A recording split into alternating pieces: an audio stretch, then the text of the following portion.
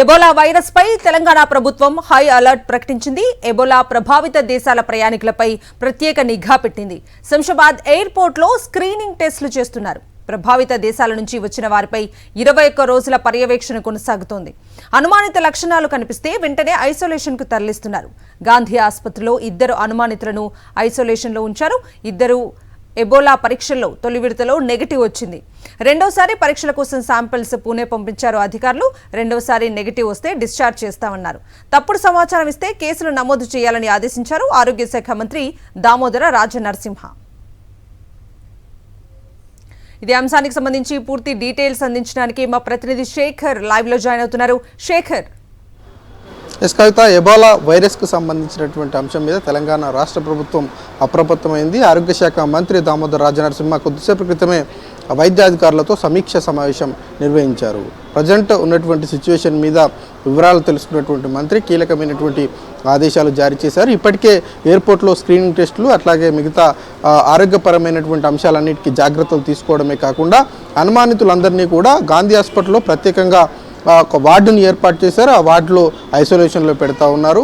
వాళ్ళ దగ్గర నుంచి శాంపిల్స్ కలెక్ట్ చేసుకొని ఇప్పటివరకు పూణేకి మహారాష్ట్రకి పంపుతున్నటువంటి శాంపిల్స్ సిసిఎంబికి ఇక నుంచి టెస్టులు చేసేటువంటి అవకాశాలు ఉన్నాయి. వాళ్లకు కిట్లు అందినట్లుగా సిసిఎంబి ప్రకటన చేసినట్లుగా వైద్య ఆరోగ్య శాఖ మంత్రి దామోదర రాజనరసింహ ప్రకటన చేశారు. ఇక ముఖ్యంగా ఎబోలాకు సంబంధించినటువంటి లక్షణాలు ఎవరికైతే ఉంటాయో వాళ్ళు ఏదైనా తప్పుడు సమాచారం ఇచ్చినట్లయితే వాళ్ళ మీద క్రిమినల్ కేసులు తీసుకోవాలని డిసీజెస్ యాక్ట్ ప్రకారం సెక్షన్లో కేసులు నమోదు చేయాలని మంత్రి దామోదర రాజనరసింహ ఆదేశాలు జారీ చేశారు.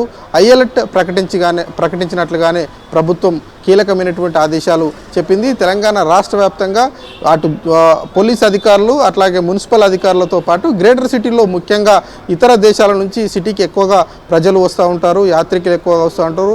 అదేవిధంగా బిజినెస్ పనుల మీద వస్తుంటున్నటువంటి నేపథ్యంలో అన్ని శాఖల సమన్వయంతో జిహెచ్ఎంసీ, పోలీస్ అట్లాగే రెవెన్యూకి సంబంధించినటువంటి అధికారులతో పాటు ఆరోగ్య శాఖ అధికారులు సమన్వయం చేసుకోవాలి. ఎక్కడ ఎలాంటి ఇబ్బందులు కలగొద్దు, ప్రజలకు ఇబ్బందులు కలగకుండా జాగ్రత్తలు తీసుకోవాలని ఆదేశాలు జారీ చేసినటువంటి పరిస్థితుల్లో ఇప్పటివరకు 2 సంబంధించినటువంటి అనుమానితులను గాంధీ హాస్పిటల్లో పెట్టారు. వాళ్ళిద్దరి దగ్గర నుంచి శాంపిల్స్ కలెక్ట్ చేసుకున్నారు. ఒకరిని ఫస్ట్ టెస్ట్ చేసినప్పుడు నెగిటివ్ వచ్చింది, ఇంకొకరి శాంపిల్స్ రావాల్సి ఉంది. రెండోసారి నెగిటివ్ వస్తే కనుక డిశ్చార్జ్ చేస్తాం, లేదంటే తదుపరి చికిత్సను అందిస్తామంటూ ఆరోగ్య శాఖకు సంబంధించినటువంటి అధికారులు, డాక్టర్లు చెప్తున్నటువంటి పరిస్థితులు అయితే ఉన్నాయి. ఓవరాల్గా చూస్తే ఎబోలాకు సంబంధించినటువంటి విషయం మీద ప్రజలెవరూ తప్పుడు వార్తలు నమ్మొద్దు, జాగ్రత్తగా ఉండాలి. ప్రభుత్వం ప్రకటించేటువంటి అంశాలను మాత్రమే పరిగణలోకి తీసుకోవాలని దామోదర రాజనరసింహ ప్రకటన చేసినటువంటి సిచ్యువేషన్స్ అయితే ఉన్నాయి కదా.